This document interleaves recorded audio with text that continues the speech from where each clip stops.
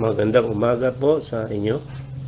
Maraming salamat po sa pagsama po ninyo sa ating pong devotion ngayong umaga. I-ready po natin yung ating pong mga Bible. Tayo ay nasa Acts chapter 15. Okay, and nasa 358 days na po tayo ng ating daily devotion. So ngayong araw na to ay December 24. Ayan po, no? So today po ay bisperas ng Pasko. Ayan po, no? So bago po tayo maging busy, mamaya sa paghahanda, ng ang bisperas ng Pasko at syempre yung Noche Buena, with the family, ay tayo po muna ay magnilay-nilay, sa salita ng Diyos. Okay. So this morning ay pwede po natin i-relate, yung ating pong pag-aaral sa Gawa, kabanata 15, yung Acts chapter 15 sa Christmas Eve celebration natin today. Ayan. So yung chapter na ito ay nagkukwento po sa atin patungkol sa nangyari nga doon sa Jerusalem, meron pong tinatawag na Jerusalem Council, kung saan po, ang background po nito ay yung early Christian leaders nagkaroon po ng pagtatalo, okay, patungkol nga po sa mahigpit na mga rules and regulations na dapat sinusunod, ng mga believers, lalo na po yung mga new believers at sa mga hindi Hudyo, lalo na po yung issue ng pagtutuli, na kung ikaw po ay hintil, hindi ka Jew at na-convert ka, at maging believer ka ng Panginoon, required daw, na ikaw ay dapat tuliin. So ito po ay nagiging pabigat, sa part naman ng mga bagong mga mananampalataya. Kaya nagkaroon po ng pagtatalo-talo po dito. Pero kalaunan po sa pamamagitan ng testimonya, at paliwanag ni Apostol Pedro, patungkol sa mga sa kahabagan, ng Diyos sa lahat ng tao, ay na-realize nila na wag na, natigilan na yung pagtatalo-talo at magkaroon na lamang ng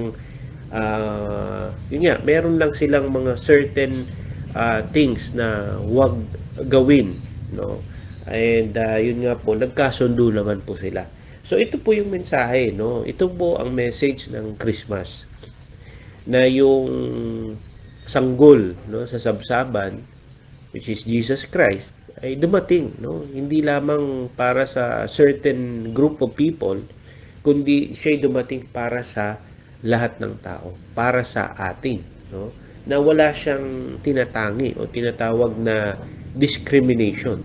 So Jesus did not come just for one group of people, but to open, the doors for everyone. At ito po yung napakagandang regalo ng Diyos, sa ating lahat. Kaya pinamagatan ko po yung ating pong devotion ngayong umaga, God's grace. Yan. So for me, ang grasya o yung kagandahang loob ng Diyos ay masasabi nating isa sa pinakamagandang regalo, na ating pong natanggap, okay, sa ating pong mga buhay. So tayo po muna ay mag-pray, So let's pray. God, Heavenly Father, amin po kayong pinupuri, amin kayong tinataas.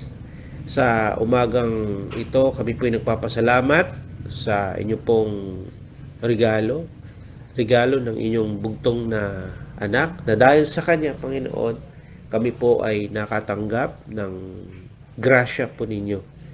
Salamat, Panginoon, na meron kaming opportunity to study your word, and as we read and study Acts 15 today, tulungan niyo po kami, Panginoon, na makita, na pumarito ang inyong pong anak para, Lord God, sirain yung pader na humihiwalay, na naglalayo sa amin sa inyo, because of yung mga maraming mga religious rules, mga legalism. Pero Lord God, binabago niyo po kami. And sa pagpapatuloy ng aming pong pag-aaral, binabago niyo ang aming pong pag-iisip, ang aming pong pag-uugali. Mangusap kayo sa amin at kami naman po'y makikinig at ang aming pong pakikinggan ay aming pong gagawin naman. Ito po ang aming samot na langin sa matamis na pangalan ni Jesus. Amen. Ayan. So, ngayon sa umagang ito mga kapatid, ay atin pong pagtuunan ng pansin yung verse 8, no? Verse 8 to 11. At mababasa po natin dito kung papaano po pinaliwanag ni Apostol Pedro ang puso ng Diyos, no, para sa lahat. So kung may Bible po kayo, buksan po ninyo sa Acts 15, no? Acts 15 verse 8 to 11. So ito yung sabi. Ito ang sabi ni Apostol Pedro. Ang Diyos na nakakasaliksik ng puso ang nagpapatotoo na sila'y tinatanggap niya ng ipagkaloob niya sa kanila ang Espiritu Santo tulad ng pagkakaloob niya sa atin. Walang pagkakaiba ang pagtingin ng Diyos sa kanila at sa atin. Nilinis din niya ang kanilang puso sa pamamagitan ng kanilang pananampalataya. Bakit sinusubok ninyo ang Diyos? Bakit ninyo iniaatang sa mga mananampalataya ang isang pasaning hindi na kayang dalhin ng ating mga ninuno at hindi rin natin kayang pasanin?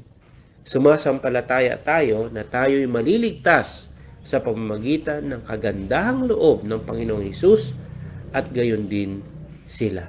Yan. At ito po'y napakagandang regalo, no? Na regalo na walang hadlang, no? Ang grace ng Diyos, yung kanya pong kagandahang loob. At huwag po natin yan kakalimutan. So balikan po natin yung kwento doon sa chapter 15, no? So meron pong sigalot, no? Doon po sa early church, meron pong pagtatalo. So meron pong ilang naniniwala at nagtuturo pa nga po, no, na para makalapit daw kay Jesus o para maligtas, kailangan daw munang sumunod doon sa mga tuntunin at tradisyon. Isa nga po dito yung sinasabi ng verse 1 na unless you are circumcised according to the custom taught by Moses, you cannot be saved. Yun po yung tinuturo nila. So kailangan dapat tuliin ka muna. Okay? Kasi kapag hindi ka matuli, ikaw ay hindi maliligtas. Yan. So, yan po yung kanila pong mga itinuturo. So, para bagang naglagay sila ng isang signage na for circumcised only. No? Para makapasok ka sa kaharian ng Diyos, dapat circumcised. Parang ganun yung nangyari po doon. Kaya nagkaroon po ng pagtatalo-talo doon. Pero, tumayo po si Apostol Pedro at ipinaalala po sa kanila yung pinakapuso po ng Christmas. Ano po yung pinakapuso ng Christmas? Yung grace. Ayan. Kaya nga po dumating si Jesus Christ dito dahil sa kanyang grasya. Yun. So, therefore, mga kapatid, yung Christmas, ang ibig sabihin ay hindi lamang po pagkain o regalo na tinatanggap po natin, kundi ang Pasko po ay nagsisimbolize ng end of discrimination, no? Ang wakas ng diskriminasyon.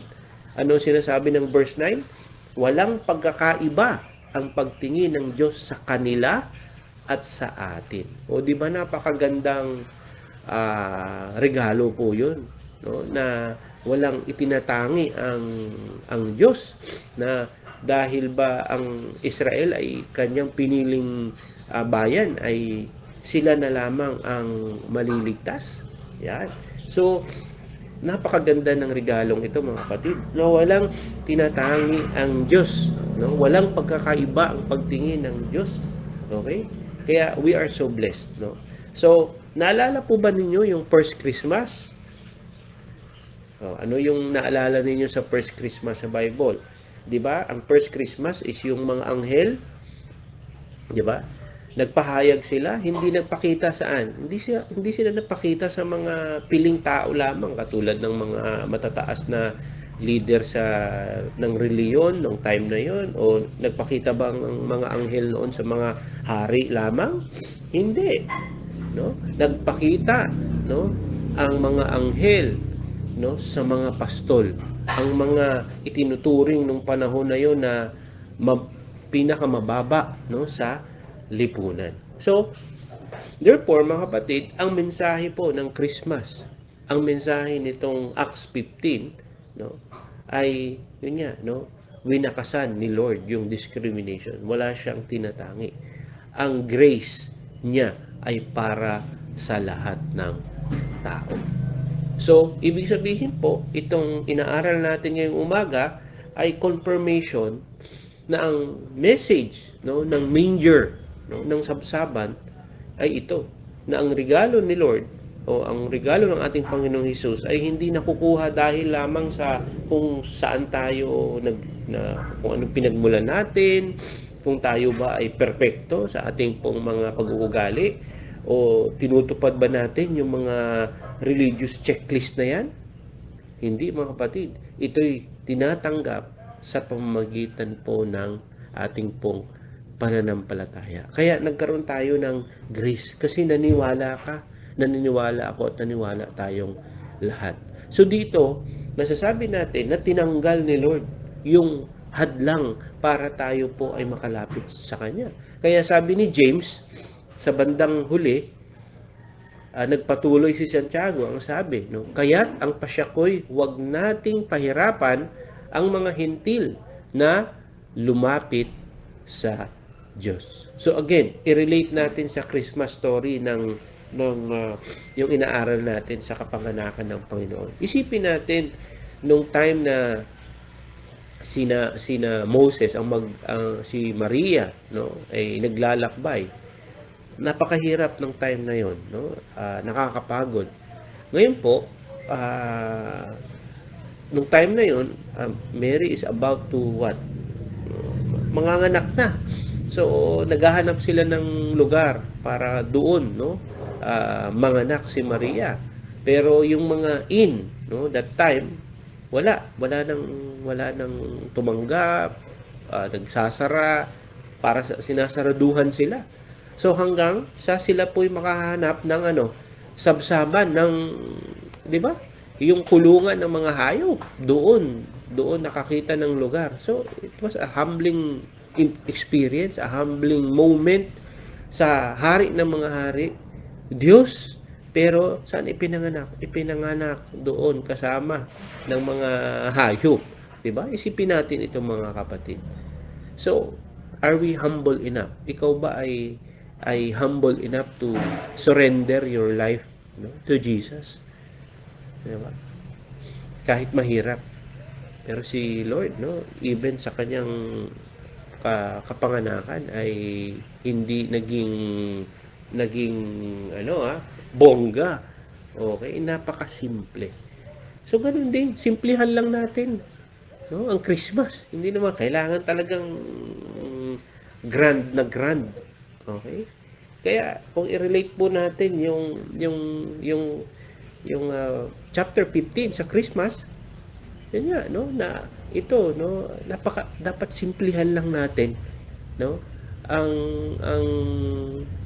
Ang season is not para po bonggahan natin yung Christmas, kundi katulad ni Jesus Christ. Okay? Napakasimple na kanyang pagdating, yung napakasimple na kanyang